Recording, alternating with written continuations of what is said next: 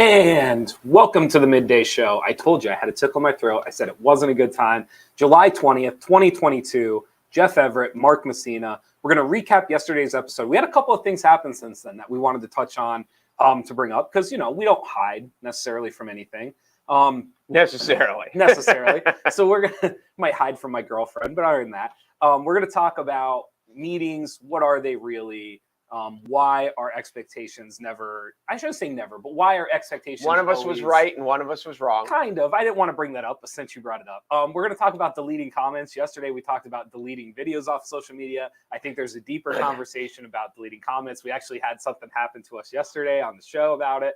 And then last but not least, let's get mic'd up. You brought up this interesting idea about athletes being mic'd up in the moment. It kind of got my brain thinking about reality TV and how just it seems like everything's better when it's mic'd up. So we're going to deep dive into that and why that is. Before we get to all of these topics, Mark, how are you feeling today? Mark is feeling good. Okay. Although I will say this, and we're kind of almost a little matching here. Your shirt, as I sit here in the room, is pink. Yes. Your shirt on my screen is orange. So this is what it is. I think I have this right. Your computer is how old? It's very new. Very new. My computer is a decade old. Okay. My computer is 10 years in now. So what you're seeing is the difference in like how much better your camera is than mine. Okay. Yes. So that's why it appears the way and it I think appears. this is funny. I don't know if I'm the only one that's happened to I know of. My old computer wasn't quite as old as yours, but it was old. Yeah. And from opening and closing it, it cracked at like the hinge, and it was getting worse. It worked fine. Yeah. But I was carrying it like a baby for a while because I didn't want to open it and close it. So now I just put it in my real estate office, and it just sits there like a desktop now. Yeah. But I was showing up to work carrying my baby of a computer in because I couldn't close it. It's pretty great. And people made fun of me a lot. Yeah. I don't know how much longer this one's going to last me. It's on its last leg, I'm guessing. Well, 10 years in laptop, like lifetime, 10 years is ancient. Oh, absolutely. Ancient. It's so good. You know why I don't want to get rid of it, though? The screen. They don't make the screens this big anymore. They make big screens. I don't know. This one's a 21-inch. Like if you go to like a lot of stores, they don't have like a 21-inch laptop. That is big. It's large. I'm with you. All right. What is a meeting? School board meeting last night. I had said to you yesterday, I don't think there were going to be a lot of people. Like in my experience, I was convinced. I know. In my experience, school board meetings are always the opposite of what you think is going to happen. I don't know why that is. At multiple school districts, multiple incidences, multiple times, I've always thought like, oh, this will be big, and then nothing comes of it. There are times where there's nothing, and then all of a sudden there's 100 people in the room ready to state their case. School board meetings are confounding. It's like being the weatherman, but imagine if you had none of the tools to predict the weather. Like you're never actually going to be sure of what's happening. And I've only ever been to school board meetings in Montoursville. I've been to, I can probably count on one hand, maybe more, but I doubt it. Like when they had the mask arguments in school, should the kids wear masks? Do they have to wear masks? We had maybe not hundreds, but we had over 100 people. Yeah. And they were livid. We had to move outside because they couldn't be inside with no mask. And it was I want to say teething with people. Is that the right word? It works. No, teaming. It's teaming. Teething is what babies do. I would have accepted it. Yes. And then they have this situation at Williamsport, and it was sparsely attended. Yeah. I would have thought, when they're arguing about raising taxes to build a new school, there's everybody in town comes. Mm-hmm. When they had this situation, it was not. Now, maybe as you were on this, you said you didn't think that many people were going to come. Maybe because it's summer. Maybe because they know that like the people are suspended and they're just waiting out the legal process and there's nothing to really do. I don't know, but it was not like our reporter Jeremy got there early because he thought he was going to be fighting for a seat and he didn't. Yeah. He got there early, but he didn't have to fight for any seats. I think there's two things. The first one I would say, like with the masking thing, I think for a lot of people there really was two sides. And so like you needed to go to defend your side. That's a good point. And I think with this incident, like I don't think anyone's coming to defend the other side of it. So I think for people that are all in agreement, I think it's like, well, why would I show up? What is there to argue? Like, what is there to? I think there's some of that going on. Yeah, the only thing I think that some people would try to argue is why were they suspended with pay or on paid leave or whatever the case may be. But that's in the union contract. It's a legality. And like, so there's no, it's not like they sat down in a meeting. They said, well, should we keep paying them or should we not? That was already decided. So my second thing, because I think most people, and again, this is my young, naive opinion as I'm navigating the world. I think that most people understand that a school board meeting isn't to make decisions. It's to approve decisions that have pretty much already been made. Like a lot of these things on the agenda and a lot of the things that are discussed, they're already being talked about, whether it's executive sessions, it's private meetings before, private discussions between members. Like a lot of this stuff is decided before the meeting. The meeting is just putting up the hands and approving it or disapproving it. I think I would assume the average adult understands that. The average adult understands that like the discussions that need to be had have already taken place. And it doesn't mean that they're right or wrong. It just means that you were not a part of the discussion. And now this is just whether or not they're approved. But I never thought of it that way. But you're right. They know how they're voting before they show up. I find it hard to believe that most school board members don't have an inkling of how they're going to vote before. I would say more than an inkling. Yes. I'd say they know. Yeah. So yeah, that's good. That's well said. So if you're an adult or you're a parent and you understand how that process works, is going to a school board meeting on a Tuesday night a good use of your time when you look at everything else that's going on in your life? I guess it depends how much it matters to you. I would imagine most people look at the time trade-off and decide it's not worth my time. Well, last night they did. Yeah. Last night they did. Yeah. It's interesting. I have found that if whatever I think is going to happen, I will just think the opposite of a school board meeting. So anyway, I guess we talked about it. Freed's is the hearing that got pushed to the end of August. Okay. I want to say there was a preliminary hearing that was supposed to happen this week, and then it got pushed, and I think it got pushed again. Yeah. So I think these are things that'll drag out. And again, I feel bad for the other people at Williamsport who got extra workload dumped on them because the principal that they just hired now can't work. Sure. So, and summertime is very busy time for principals with schedules and with all the stuff that they do. Certainly. It is an incredibly unfortunate situation for a lot of innocent people. And we will see how many more kids come out in the and this could be, they might not all come out by September or October, especially kids still in school. Sure. This could be years from now that people come out and so it's and say that they were victimized. So yeah, it's not good. You can find coverage since not as many people went as you thought were going to go. You can find coverage on it at NorthcentralPa.com. A couple of pieces done by Jeremy and some other people here on staff.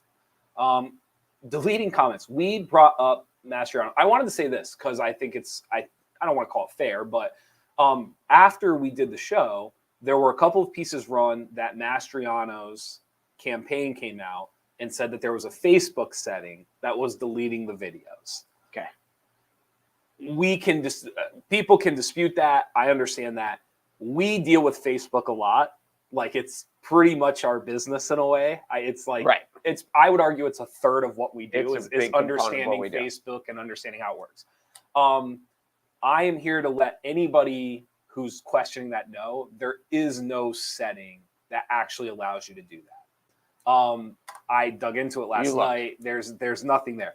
I did see this, and someone had commented on the show, and I saw a couple of other talking heads mention this. There were people that brought it up that they believe the campaign might have done it as a defense so that the ads couldn't be stitched and used against him. Okay. So they couldn't cut out the one-liners and whatever, which I think is very real. I would even go as far as saying it's a fair point, but I don't think it takes away from the conversation you and I had yesterday about just transparency and understanding that. But it is the defensive. When we talk about campaigning, we brought up Fetterman's campaign. We talked about like how hilarious his offensive campaign has been.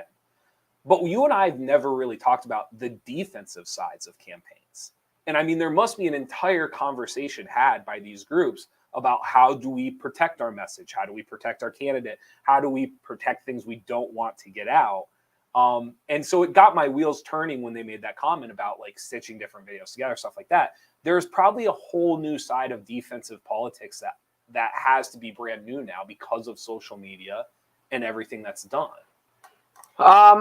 Yeah, I would. I'd never thought about that until they said, like, listen, like maybe they don't want someone taking a 10-second clip out of a 3-minute video. Actually, it's funny. We were just talking about the Joe Rogan thing before we came on the show. And I don't want to jump around too much, but Joe Rogan made a comment about homeless people. And in the state of California right now, violent crime, you can get away with violent crime in the state of California easier than maybe the gold rush. Like, it's insane. Right. And he made the comment that it makes no sense that it's easier to shoot a homeless person than it is to remove them off of the street. Well, people immediately ran with this 10-second line that Joe Rogan completely said, out of the context. That Joe Rogan basically said, go out on the streets and shoot homeless people.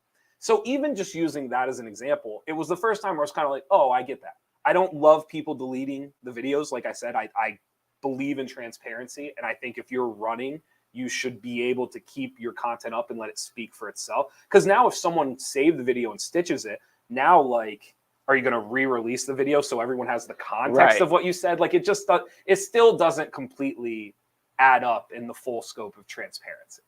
No, I get it. And I mean, from a guy running for office, to turn around and say, well, Facebook deletes it after 30 days. And everyone's like, but no, they don't. It's like, doesn't that... How many people do you think, but see, like, I think I'm like one of the only psychos that would like actually go and try to find out. But you don't, but now there only needs to be a couple to say he's lying. They're lying. Mm-hmm. Like, this is not how it works. Yeah. Isn't this just an incredible red flag? Isn't he the one too that at January 6th that his story of where he was and he didn't cross police barriers and he didn't, wasn't that Mastriano as well? I think, Matt, like you and I talked a little bit yesterday about Mastriano being a Trump-backed candidate. And we talked a lot about the ironies of like, he either does things exactly the way Trump would have done them, or it's like the exact opposite, because there's no way Trump would have deleted videos off his social media.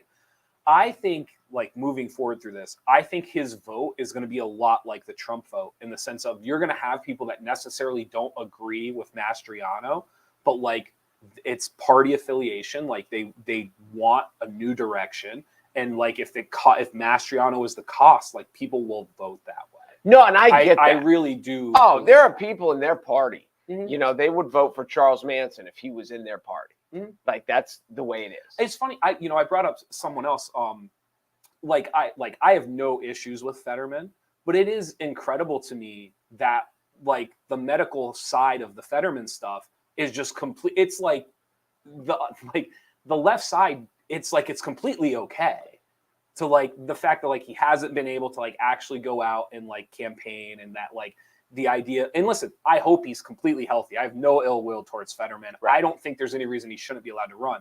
But it is amazing, like the Pennsylvania Senate race right now. You want to talk about like being so entrenched on both sides that you're just willing to completely like not look at very basic, subtle things of each candidate. It's really mind-numbing. No, or do you think I'm off? No, I get it. Which is fine if you think. But I think it's just this. It would be a fascinating poll to say like how many people will vote for the best candidate regardless of. And now I think even more.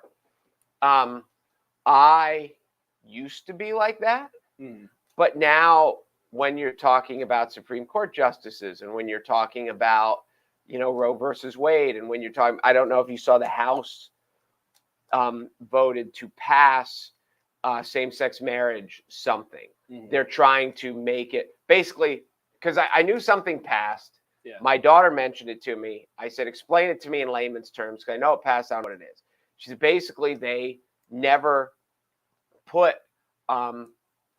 abortion into law, Right. because they thought the Supreme Court was good enough law, and no one's gonna change it. Right. And then all of a sudden it happened, and they were like, wow, well, the same-sex marriage thing, we should make this into law, as opposed to letting the Supreme Court change it whenever they feel like it. Mm. So it passed the House, and they were like, the vote wasn't that close. There were 57 or something like that, that Republican House members who voted in favor of same-sex marriage. Now, when it gets to the Senate, we get back to the filibuster thing, because it would pass the Senate, Right. because it's 50-50 with the vice president being the tiebreaker. But now with this filibuster rule, that essentially if you just want to fill, so now to override a filibuster, it takes 60%. Mm. So they need 50 plus 10. And so now the question is, there were something like 57 Republicans in the House who voted in favor of it. Will they get 10 in the Senate? And that's, the next. But so as we go forward with this, I used to really begrudge people who just voted party lines. Mm. But now I understand more. Yeah. And it's not good. It's not good. But it's kind of where we're at. It is. It's totally where we're at. I really believe that. So we talked about Mastriano, we talked about deleting the videos, and then that came up after the show. We then had some comments, and I went in and I wanted to engage in some of the comments, because some of the stuff can be like, I get it. Like, some people are very touchy about it. I also think too, if you only tune in and you only listen for like 60 seconds, you have no idea what you or I were how brilliant about, we were for the rest of the show. I don't know about brilliant, but no idea about the context or how, like, I don't think people understand that you and I will sometimes, we'll just play devil's advocate with each other. Sometimes we'll purposely take the other point of view just to have the conversation. So I wanted to go in and engage in some of the comments about Mastriano and deleting videos, stuff like that. So there was a gentleman who commented, and typically we will share the comments when people bust on us, because A, it's funny, and B, like, you have to, if you can't take it, then like, it's just that we learned that the hard way. So I responded to him, and I went to his profile, and he had shared this really weird, fascinating, all-in-one document from like the 70s that someone had released in a journal, someone who had a PhD about UFOs in Williamsport, Pennsylvania. And it was this this document had to be 50 years old. And I commented back and I said, hey, we were just thinking out loud. I went to your profile. I saw the UFO thing. And I said, where did you find it? With like 3 question marks. A, because like I kind of wanted to put him on the spot, but B, because like if he does answer, I'm fascinated. Like, I really want to know where he found the document. So then I got on this morning kind of excited, like hoping he had responded. Not only did he not respond, he had completely deleted his comment from the video. And all I could think was the irony of like talking about Mastriano, deleting the videos, the conversation about social media and does it matter or not matter. And here I am all excited to see this guy's response, and he deletes his comment at the end of the day. See, I never read the comments. And I remember doing football games on Web Weekly Live with Jamie Spencer, and he was worried about, and he made some reference to a comment a negative comment. Okay. And I said, how do you know? And he said, I read the comments. And I said, I don't read the comments. I don't. So I happened to read them yesterday. Did you see the lady who said, I actually agree with Mark? Yes. Did you see that one? That made me laugh. And there's some great comments. I mean, that's why I try to share as many as sometimes we get going and it's impossible to do it, but I try to share as many as possible because some of them are so really I good. see that one that the guy said, and I think his basic thing was like, I'm less informed now than I was before. Something about that. So Oh, I think he said, and I thought I was uninformed. yes, Which in a way is like, listen, it's, it's not awful. Like it's a little clever. Like it's good. Like which is why I wanted to comment on it. And so then you had already seen it. You had already commented, and you said went to his profile. So of course, then I went to his profile, and the first comment was about, or the first posting was about UFOs, and I couldn't tell. It's like, is Jeff really interested in UFOs? A little or bit. is Jeff making fun of this guy that he's posting about UFOs? Well, it was just, and yeah, go ahead, continue. well, like just I mean, just to come across like, I don't know. I told you it was a win-win because I wanted to like, confront is a strong word, but I wanted to let him know, like, listen, like, we get it, like we're just two people talking at a screen. Like, you don't have to agree with us. We totally understand. Where'd you find that? But I pulled it up. I found the profile. But I also wanted him to know, like, listen, like, clearly you and I like to have different conversations, weird conversations, off the wall conversations, disagreeing conversations. And then the first thing when I go to your profile and I pull it up is there's this really unique UFO journal. It's June of 1992. And as I scroll down, you'll see right there, The Wamesport Wave by Samuel Greco, PhD. So as I'm looking through this, I become like, I'm ready to go down the rabbit hole. You know what I'm ready to like dive in. So it was a win-win. If the guy would have commented back something, at least he would have known, like, hey, like, we're on the same level. But also too, if he would have gave me a legitimate answer, like, I was ready to talk about this UFO journal that had Wamesport in it in June of 1992. This is a real thing, by the way. So just, I don't want to like go too far off to it. Apparently there's this thing. It is called the Mutual UFO Network. So essentially it's a vault of where they keep all of these journals of people that had been researching UFOs before it was acceptable, essentially, to like, before it was cool. Well, I mean, you say cool, but like in the last 2 years, we've released more documents on UFO than ever before. The government has. Oh, okay. So, I mean, like now it's like a real field of study in a way. Not that it wasn't before, but it was more laughed at than what it is now. So, yeah, so we brought it up, and I don't know. I wanted to see if the guy had anything more to say. I was hoping so. Maybe he does now. You don't think so? He might. I think he might now. It's possible. He could. So there you go. I will say to remove any comments / videos in regards to when certain parades are and aren't appropriate. No, we did not remove. You can still find those videos. We didn't take any of it down. No. We didn't take the comments down. We didn't take the videos down. I didn't tell you this. Yeah. So the other day, real quick, I don't like. He's implying that we did something wrong, and I don't like that. No, I think he just left out like the winky face. No, we didn't take anything down. No. So last week, my son goes to the fair, and I'm supposed to pick him up. Okay. And it is one of those days that I know that if I go home and sit down on the couch, I'm going to be asleep. Okay. And the chances of me then picking him up go down drastically.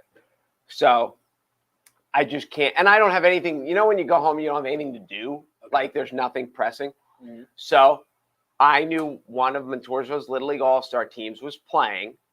And I was like, well, I'll go watch that game for a few innings. I'll know people there. Yeah. Then I'll go to the fair and pick them up, and all will be right with the world. Yeah. The game was at Hepburn. Okay. I love Hepburn Field. The best Little League concession stand you will ever go to. You keep saying that. So, like, they're not, and I'm there. I go up in the press box because they also have the nicest press box. Okay. And I'm figuring just because it's Little League and just because it's been, like, I will know somebody in the press box. Okay. So I go up. And I'm standing there, and some people are talking to me, and I'm talking to them. And, like, one guy kind of looks at me, and then it hits me. And I'm like, oh, there may be still some pissed off people up here at me.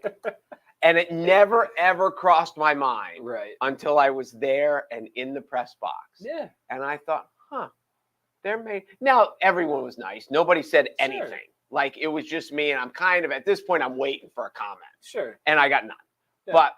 And now of course Hepburn wasn't playing. It was Sure. Montoursville versus Williamsport, just at Hepburn. But Yeah. never ever crossed my mind until I got there, Yeah. and then I was like, this is an interesting place for me to be. Yeah. Nah, it's all still up. I mean, we didn't take any of it down. We didn't remove any of the comments. I still have Facebook messages from people that just I never responded. Like I let them speak their volume, and I just left it in the inbox, and it's there forever. Well, I'll tell you this. I don't know if I've ever told this story before. Do you know who Ken Rosenthal is? He's a baseball.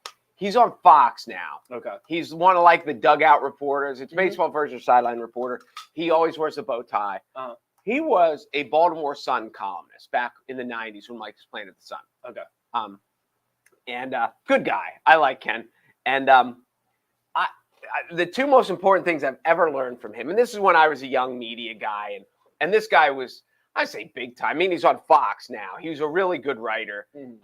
He was with the Baltimore Sun, which isn't the New York Times, but it's not small. Sure. And so anyway, there was a friend of mine who had a radio show, and you know how sports they just not all Stephen A. Smith, but they talk about people, they're critical people. He called him Ken Knows It All instead of Ken Rosenthal. Okay.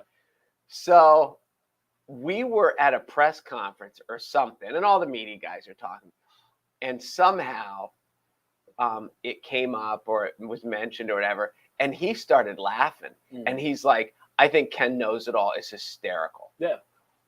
And then I was like, oh, wow, like the guy's making fun of you. And because they didn't hate each other. Like they weren't best buds, but they weren't like, there was no like blood boiling. Sure. So, and when he's just like, I love Ken Knows. I think it's so funny.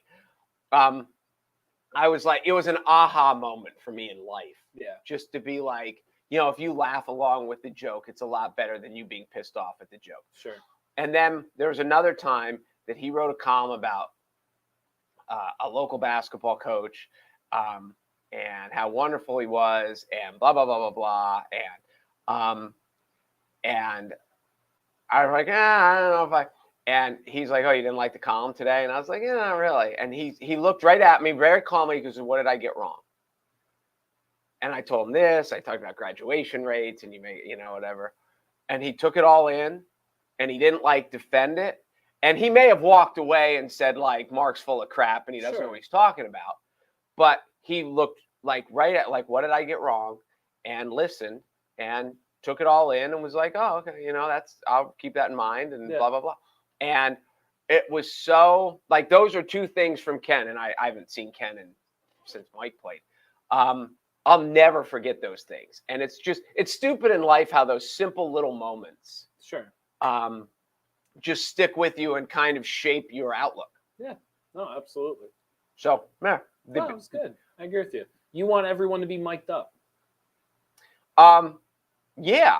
Well, and that goes back to the point, like if anyone ever, because we're out and especially in the winter with basketball and stuff like that, we're up.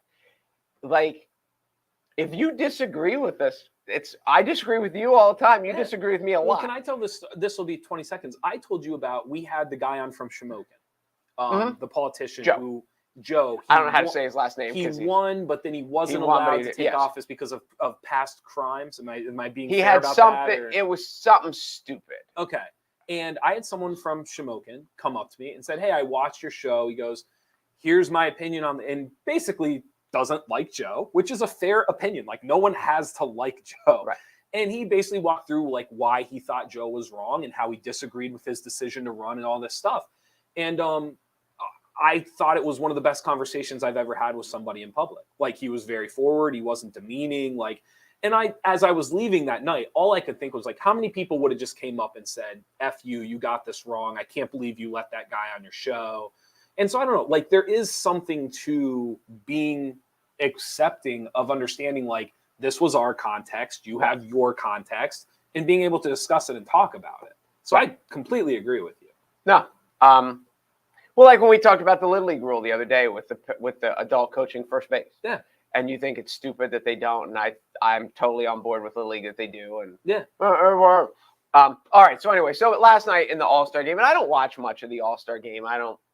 I watched a lot of the Home Run Derby, but they had players mic'd, and lots of people were commenting. And this morning they were commenting here in the office how it is the next step that Major League Baseball needs to make. Yes. So then we got into a quick conversation before you got here about how all the sports could do it. Because there is a little level. You'll see highlights on the NFL where the guy's mic'd up, but it's not, they play it later.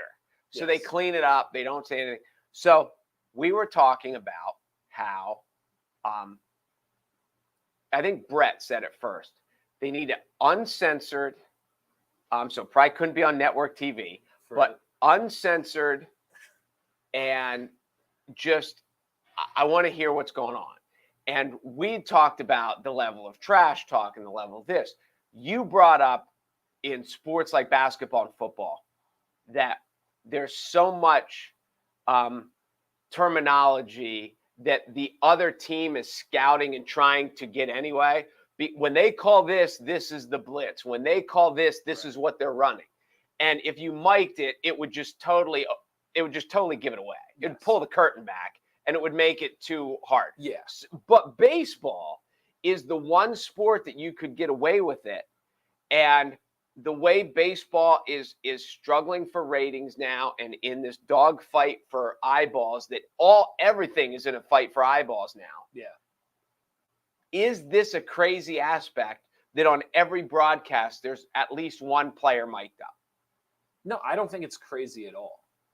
There's three different ways we can go with this conversation. I won't upset you yet.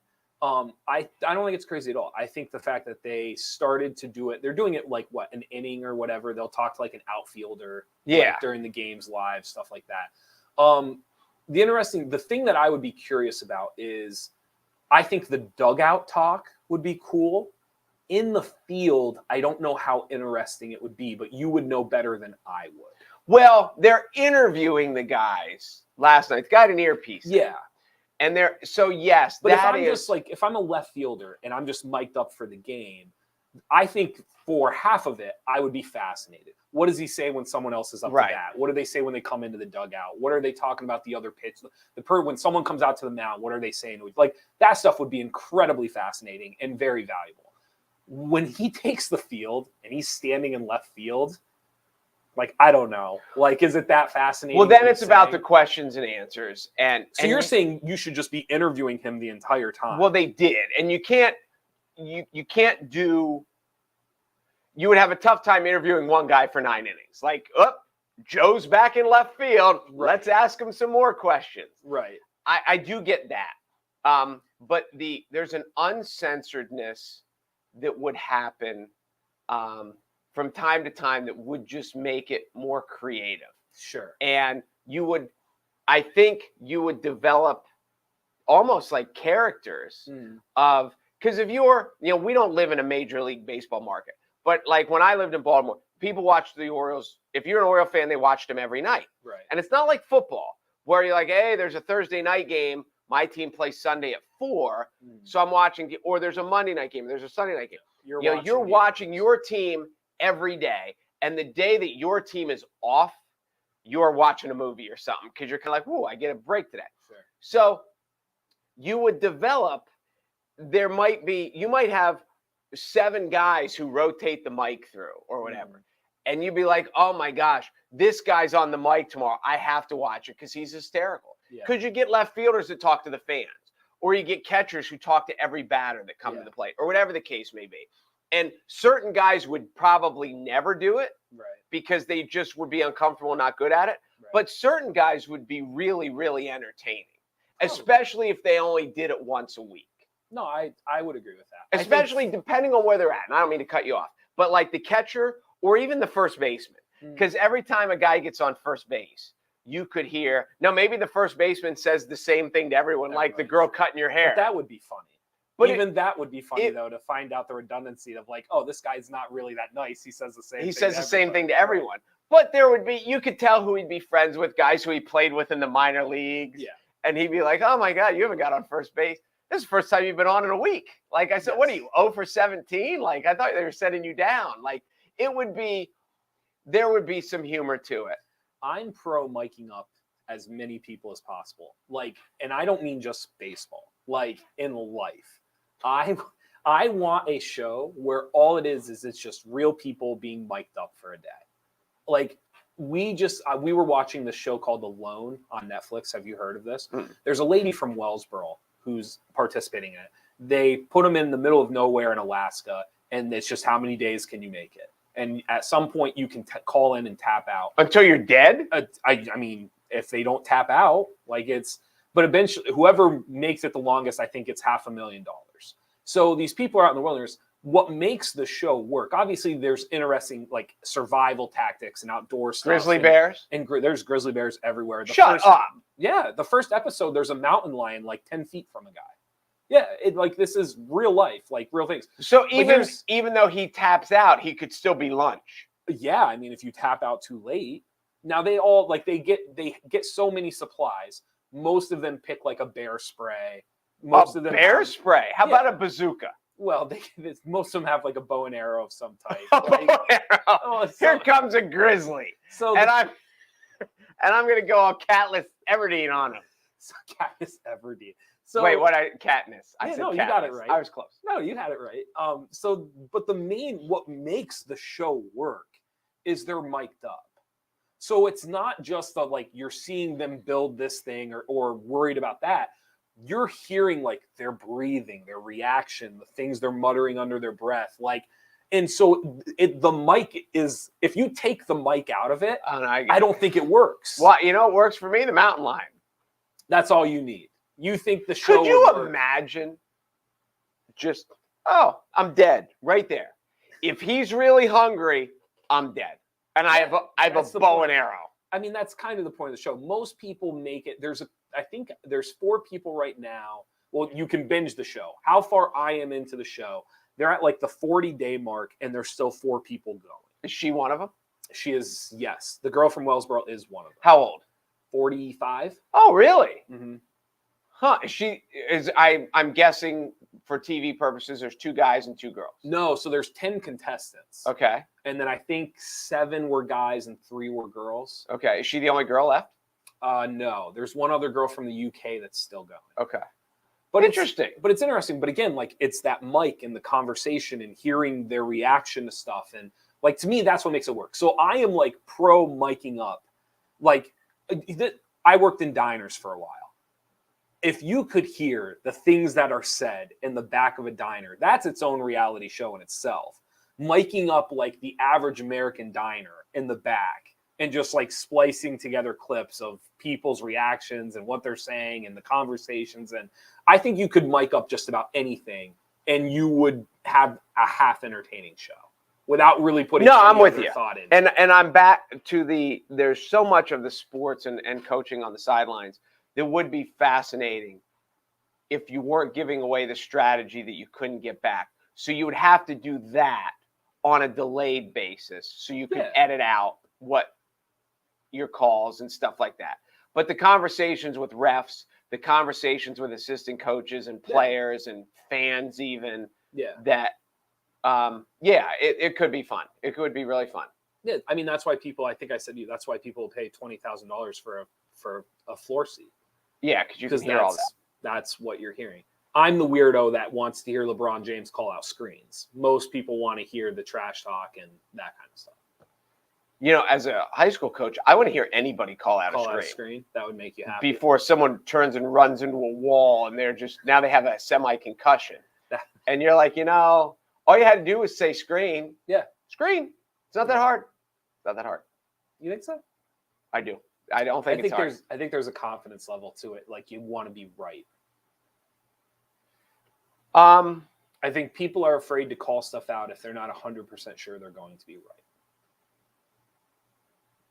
I guess. I've said this before. Sometimes, like if you play with a really smart basketball player, like somebody really intelligent, they talk the least because they don't want to be wrong. Huh. Oh, I see. I thought you were going to say, because when I play, even now as I'm older and I played, when I'm playing with the high school kids, I talk constantly. Sure. So now you're saying that I'm dumb. I'm saying that I'm on if the really smart people barely talk. Because I don't shut up either when I play. Okay. But I think there's an understanding that like you're not always going to be right. Like you might call out a screen and they might slip it. You might call out a screen and then they go like they decide to not use it. Like there's a lot of ways that you'll call something out, but you have to be okay with the fact that like it's like a notice. It's not a declaration. Right. You're just letting them know. But people that are like highly intelligent, like in different sports, they've done studies on this. Like they're less willing to say what they think because to them you can't say something unless you know you're going to be. You know what fascinated me too last night? The center fielder, the half inning that I saw that someone was Mike. I think I only watched a half inning of the game. Mm-hmm. It was the young center fielder from Seattle, who's like 21, and his name is very common Latino. It was like Julio Martinez or something. I'm pretty sure his first name is Julio. I don't know if Martinez is right, but he actually caught a fly ball because they were saying we haven't had any balls hit to anyone that was mic'd, and there was a fly ball to kind of like shallow center. He never called for it, and I realized that like maybe it's one of the things of like that he knew it was hit and the right fielder knew it was his and whatever. Yeah. But do you know how much effort it takes to say I got it while you're running after a ball? It doesn't. Yeah. And like it's interesting. I think the higher level you go, I think the depth increases, but I could see how like you end up saying less. Yes. I could certainly see that. Yes. But it just surprised me because I would just think that anytime, I don't know. No, but maybe major league outfielders rarely call it unless it's really, really in the gap. I mean, this is naive baseball person. Isn't the field just larger? Aren't you less likely to run into somebody? Like, aren't you less likely to have a territorial? You are, but it's not like it slows you down. No, I get because that. you can yell, you can run while you're yelling, and it's not. I get it. It just doesn't take any effort. That's the thing that I don't get. Yeah. It's like while you're running, just yell, I got it. Are you like that old grumpy person that like you get upset when they don't bring the second hand up? No. No, I've never. How much effort is that? No, I've never. They should just bring the second hand up, secure it. I don't always buy into that. Okay. You know I'm just pushing your buttons, right? Yeah, I actually heard, you know who didn't? I think Billy Ripken said he didn't do it. Doesn't bring the He's like, because I always felt like it could block out the ball. Yeah. I was trying to And he's like, if I just see it. But I do. For little kids, it's a good habit to get into. Yeah. It's a habit. But like, I if think you it give makes me. coaches feel like they're doing something. Once you get to like, this is one of my things. It's probably because I'm not that like militant coach. Like, if a kid catches it, I'm not yelling at him. Yeah. Like, and then if he drops it, I'm not yelling at him anyway because he feels like an idiot. So of all the fundamental things of baseball, I don't think I've ever yelled two hands at a fly ball. I don't catch fly balls with two hands. I haven't caught fly ball with two hands since I was. I mean, maybe if you're camped under it. But see, and this is one of the other things. I know you got my. I almost said screw you. So this is. Can we tell people about the home plate? I was trying to push your buttons about the home plate yesterday. This is my base, and nobody cares about this, but this is, if you teach a kid, you have to catch it with two hands. Okay. Then what happens on a ball when he's on the run and he can't catch it with two hands? And you've created this mindset. I don't ever want a kid that's running in the gap and feels like I have to get my second hand out there. Just catch it. Mm-hmm. So, yeah, that is an old baseball adage that I don't agree with. Although every grandfather in the world will always say on a pop-up, like, two hands. If my shortstop camps under it and catches it, what do I care? He caught it. Yeah. No, so anyway, all right. Now you want to go to the home plate? There's not much to say. I was just trying to push your buttons yesterday. I said to you that I think home plate is facing the wrong way. And you said it's the two foul lines coming to a point. And I said, okay, but then shouldn't second base, shouldn't it just look like a second base? And I said, wouldn't it also help if the umpire could see dead center of home plate? Because most of the time, the umpire can't see dead center of home plate because the triangle is too far into the depth of the catcher. So I said, like, No, you but can't I had really thought see because he the can center see of over him plate. because the catcher, I the don't back, think they and he can. sits inside too. He doesn't sit like. I get that, but you really think the umpire can see These the are center of the this plate? is what I have. It's like riding in the car with a 5-year-old saying, "Why they do this? Why they do this?" I'm sitting here with Jeff. He's like, home plate's backwards.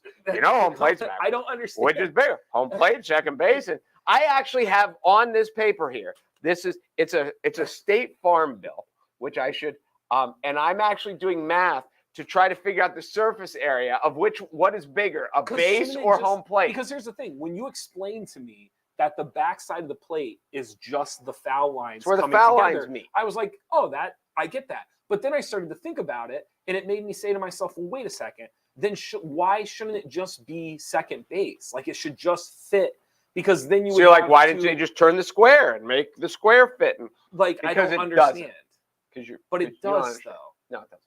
And then Home on plate's top of it, based off of what you just described to me, home plate should be bigger than first, second, or third. It is by 4 square inches. Okay, yes, but it should be way bigger when you think about it. But it's not.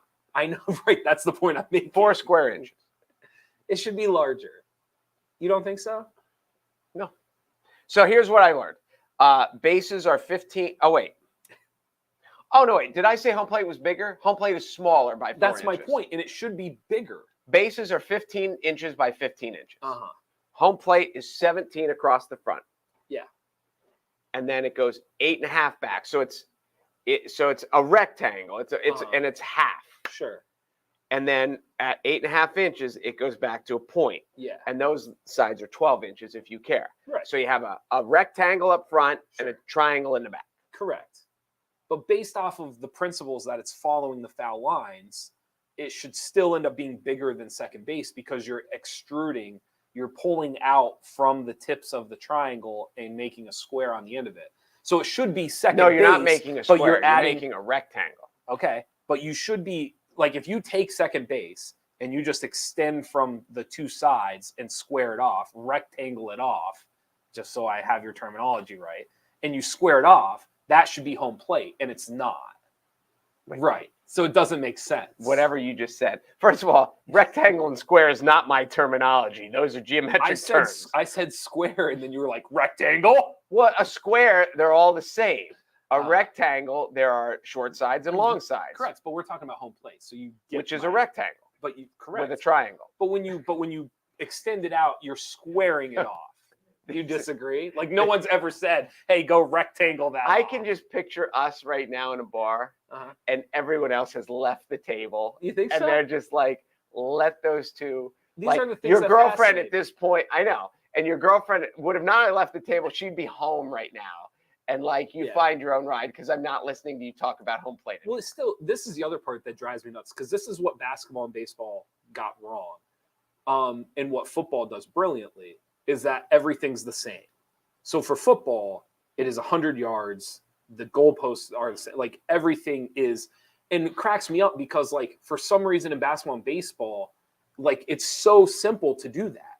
Like it would be so simple to just have a regulation size for a basketball court and for a baseball field. And for whatever reason, we have decided it doesn't matter. But can you imagine if you showed up to play a football game and they were like only 80 yards. And they were like, yeah, our field's 80 yards. Like people would look at them like they're insane. Well, but we do this in basketball and baseball every day. Isn't it? I don't think so. Aren't all college courts the same size? I think college courts, like there's a max and a min, but I think they can fluctuate because all NBA courts are the same size. All NBA courts are the same size. High schools very different. I think colleges can vary. I think think there's a range that they can fall within. I thought it was only high schools just because of money, and they didn't have as much space. I could be dead wrong. I would be willing to bet a lot of money that if you measured like Cumming and then you measured like an Bryce MU Jordan or a Bloom or a Bryce Jordan, they are not the same sizes. And we're just talking the court. Yeah, just the end space, line to end line. The space and stuff like that. Yes. Huh. I wouldn't have guessed that. Because the other thing, if you go to some college courts, the gap between the backboard. You can tell that. Oh, okay. That's how you can tell. Like, I was thinking 3-point line to the sideline. No. So most people, when they look at a basketball court, they think the easiest way to tell how much bigger it is than another court is by looking at the court. The easiest way is to go stand level with the backboard and then look to your left and see how much space is behind. So if you go to college courts, there's some courts where like you'll have like 2 feet of space behind the backboard. Like you can literally And some play, you don't. and some you don't. Some you'll have like 8 inches, 12 See, inches. I think in baseball there's a romance to the uniqueness of each ballpark. Okay. In But football, it's the stadium. But wait a second. With baseball, you could do that. Like you don't have to take the ivy off of Wrigley and still have a regular size. No, field. I do get that. But you wouldn't have had Death Valley in Yankee Stadium. You wouldn't have the Green Monster. You wouldn't. I do get the point. You could have the fountains in Kansas City. You could have the domes. You could have, but there's an app now that my son uses all the time, and it is some egghead takes every ball. Like when we went to Baltimore a couple weeks ago to watch the Angels and the Orioles. They've moved left field back in Camden Yards. Yeah. And there were 3 balls that would have been out last year that were flyouts this year. And he's pulling up. He's like, that's a home run in 18 out of the 30 ballparks. And there is a romance to that in baseball. Yes. Romance is a strong word. Romance is the word.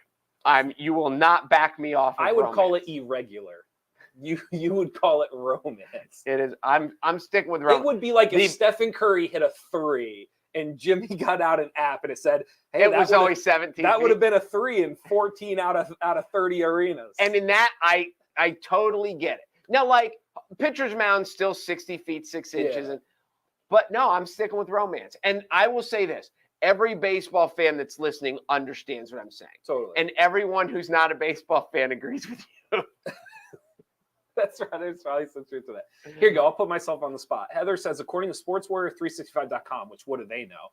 All NBA and NCAA basketball courts are 94 feet by 50 feet. So I would tell Heather that the 94 feet is probably true, but the difference is where the backboards come down and then where they paint the lines. Because you can have an extended court or a further court depending on where it falls. Because if you go to some like, I'm trying to think of an example. Like if you go to like Juniata, if you go like to a couple of like Division III colleges, their walls are closer and you have to have so much space of out of bounds between the walls. So what happens then is the backboards are actually tighter to the out of bounds line than the other court. So they're running the full 94 feet. So it could be the same, but it's still different. Whereas a bigger floor, you can actually have more space. The backboard comes out, and now you're really only running 92 and a half. You're running 92. Point, you know what else? And I know this, I don't know if it still is. Yeah. NHL rinks were not all the same size. Really? Yes. How long was that for? I don't know, and I would have to ask a hockey fan. But like, I know. I'm assuming when you play tennis, all the lines are the same. I'm assuming like there's no difference between. No. You go to Wimbledon, you go to the French Open, you go to Williamsport High School. They're all the same. Okay. See, like, it is all the same. And your point with football is very well. Like, why wouldn't it be? Yeah. But I know high school soccer and high school. I totally understand. High school soccer fields aren't all the same size because we have an issue at Montoursville because we have turf now. And they like to play on the turf, and there's lights, and you can play night games. Sure. But our other field at the middle school is wider. Okay. Because it doesn't have the track to contend with. At least it used to be, and I should double check and make sure that's right. Okay. But the real, like the soccer guys, especially when the team was good, was like, no, we want the bigger field because we can use our skills more. Yeah. I don't really care about playing at night under the lights. We're here to win. Right. So there is that. So I understand but you're right too. It's interesting. The dimensions of the bases are the same, home plate's the same, but outfield fence isn't. Okay, but this is why baseball, like this is the part that I don't get. In basketball, the floors may be different in high school, but the 3-point line is the same. Yeah. So when it actually comes to putting points, like the free throw line is the same. The whole point of the game is to score points. In baseball, the whole point of the game is to score runs. And you guys actually have a varying degree, park by park, as to whether or not someone scores a run. It's really no, they score weird. A run when they make it all the way around the bases and step on the plate. I understand that. But like I can score a run hitting a ball X amount of feet over a fence at one park, that does not equate to a run at another park. And again, that for me is irregular. Like I get why it's romantic. You know what else to you, is but irregular? It's irregular. Romance. I thought you were gonna say the way I think. Oh, no. Romance. It's the romance thing. All right, say goodbye to everybody. Goodbye. Thank you for watching the Midday Show. Be sure to go to NorthcentralPa.com for all of your local news. That's it. Romance. I'm Jeff Everett. He's Mark Messina. We will see you guys tomorrow. Rom-com.